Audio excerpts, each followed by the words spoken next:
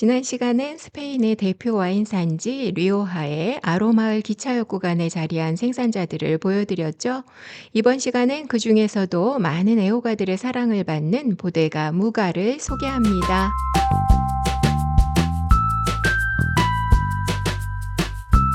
보데가 무가 입구입니다. 와이너리 건물과 앞쪽에 작은 기차가 이미 눈길을 끌죠. 기차역 쪽에 바로 닿는 큰 길가에 자리해 있고 리오하 지역에서 방문했던 여러 와이너리들과 비교했을 때 무가는 외관부터 상당히 현대적인 모습입니다.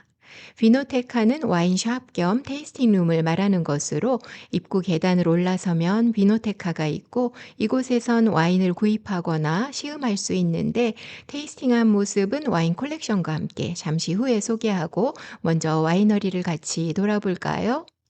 무가는 1932년 이삭 무가와 아우로라 까뇨 부부가 설립해서 현재까지 가족 경영을 이어오며 전통과 현대적 방식을 균형 있게 조화시킨 와이너리로 명성을 인정받고 있습니다. 이제 와인셀러로 가볼까요? 이곳은 발효실입니다. 우드통 사이즈가 엄청나죠?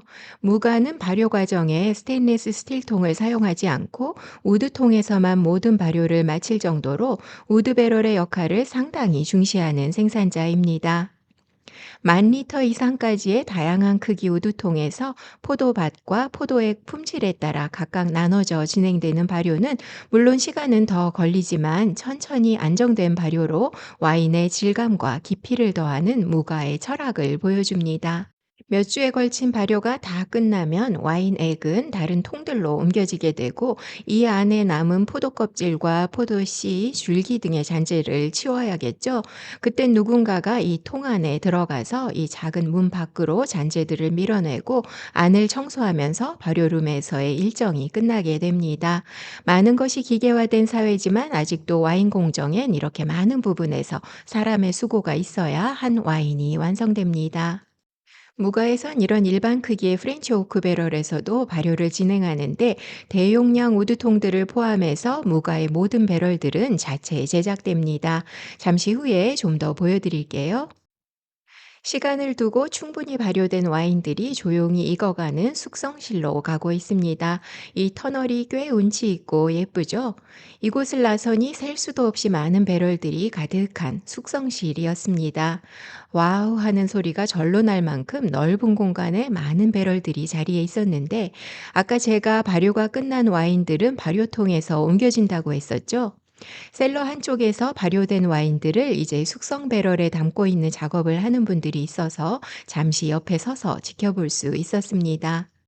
무가 와인들은 프렌치 오크통과 아메리칸 오크통에서 짧게는 약 1년에서 3년 정도의 배럴 숙성과 2, 3년 정도의 병 숙성을 거친 후 출시하기 때문에 10년 전후 배럴 숙성을 거치는 전통적인 스타일과 비교해서 무가는 리오하의 대표적인 마던 스타일 생산자로 알려져 있습니다.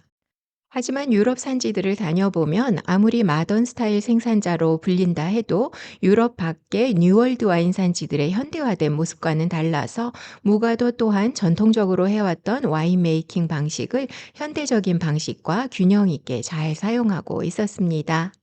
무가에선 자체적으로 오크배럴을 생산하고 있다고 했죠. 배럴 생산하는 곳을 토넬레리아 또는 쿠퍼리지라고 합니다. 와이너리에서 이렇게 자체 쿠퍼리지를 갖고 있는 경우는 아주 드문 일인데 무가는 쿠퍼리지를 소유한 몇 안 되는 와이너리 중 하나로 일반 오크배럴을 제작하는 전문 기술자 몇 명과 대형 캐스크통을 제작할 수 있는 기술자까지 있습니다. 이 일을 하는 전문가들이 점점 없어지는 현실에서 전문 배럴 회사도 아닌 와이너리에서 이런 고급 기술자들을 보유하고 있다는 것은 사실 놀라운 일로 무가가 얼마나 와인의 모든 공정에 심혈을 기울이는지 보여주는 한 예이기도 하단 생각이 들었습니다. 배럴 제작을 위한 나무를 선별하는 것도 또 나무를 주문하는 것도 쉽지 않아서 오랜 시간이 걸린다고 하고 또 목재가 들어와도 이렇게 바깥에서 충분히 자연 건조되는 시간이 필요하다고 하는데 약 3년 정도의 오랜 건조 기간을 천천히 거쳐야 목재에서 아리고 날카로운 향이 없어지고 강하지 않은 타닌과 훌륭한 풍미가 남기게 돼서 비로소 배럴 제작에 사용될 수 있다고 합니다. 제대로 된 와인은 참 하나하나 많은 정성과 기다림의 시간이 있어야 탄생될 수 있는 예술품이란 생각이 다시 한번 들었습니다. 제가 사는 미국에선 와이너리들의 평균 생산량을 케이스 단위로 해서 예를 들어 2만 케이스, 10만 케이스 등으로 말하는 반면 유럽에선 한 병을 기본 단위로 생산량을 계산하는 차이점이 있다는 거 아시나요? 무가는 물론 해마다 다르지만 평균 100만 병 이상의 와인을 생산하는 규모 생산자로 물론 레드 와인이 주를 이루지만 그 외에 스파클링 와인인 까바를 비롯해서 화이트와 로제 와인도 각각 소량 생산합니다. 이제 무가 와인들을 시음하러 가볼까요? 앞부분에서 보여드렸던 와인샵이자 와인바로 돌아왔습니다. 무가에선 리오하를 대표하는 다양한 스타일의 와인을 생산하고 레드, 화이트, 로제, 스파클링 와인까지 폭넓은 포트폴리오를 갖추고 있습니다.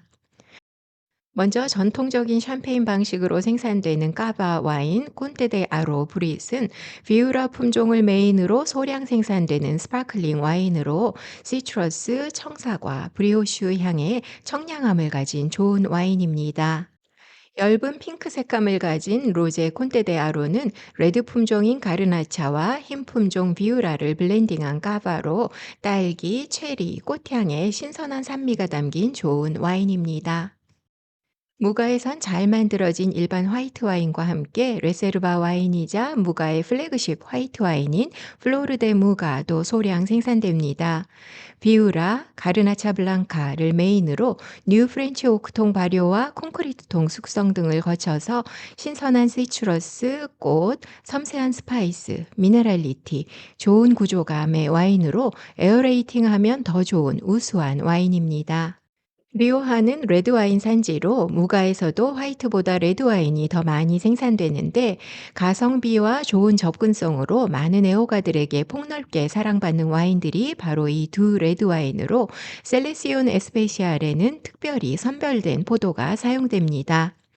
엄선된 포도를 사용해서 더 오래 숙성되고 생산되는 무가의 플래그십 와인 프라도 에네아 그란 레세르바입니다. 매그넘병으로 테이스팅하는 행운이 있어서 너무 기뻤는데 코에서는 과일에서 오는 단향이 가득했고 입안에선 세이보리한 향이 가득한 아름다운 와인으로 이제 소개할 두 와인에 비해선 좀 더 전통적 스타일 와인이고 제가 무가에서 가장 좋아하는 와인이기도 합니다. 무가는 현대적인 스타일 와인인 토레 무가와 아로도 생산합니다. 두 와인 모두 템프라니오를 메인으로 사용한 와인으로 산 쪽에 위치한 포도밭 포도들을 이용하는데 제가 리오하 산 쪽을 지나다가 우연히 보게 됐던 이런 포도밭일 듯 합니다. 토레 무가는 진한 향과 파워, 좋은 구조감을 갖고 아로는 부르고뉴의 정교함을 닮아 있다는 와인으로 올드그룹 포도로 극히 한정된 생산을 하고 있습니다. 이번 시간을 통해 그동안 좋아하셨던 무가에 대해 더 많이 알게 되는 시간이 되셨길 바랍니다. 리오하 와인과 화이트 와인의 매력을 다룰 5월 클래스의 자세한 내용은 아래 더보기 링크에서 확인하세요. 다음 시간은 이번 리오하 시리즈의 마지막 시간으로 제가 무가 와인만큼이나 좋아하는 마르케스 데 무리에타를 소개합니다. 많은 분들이 좋아하는 생산자일 것 같은데 다음 시간 기대해 주세요. 리오하 와인과 보데가스 무가 이야기에 함께 해주셔서 감사합니다.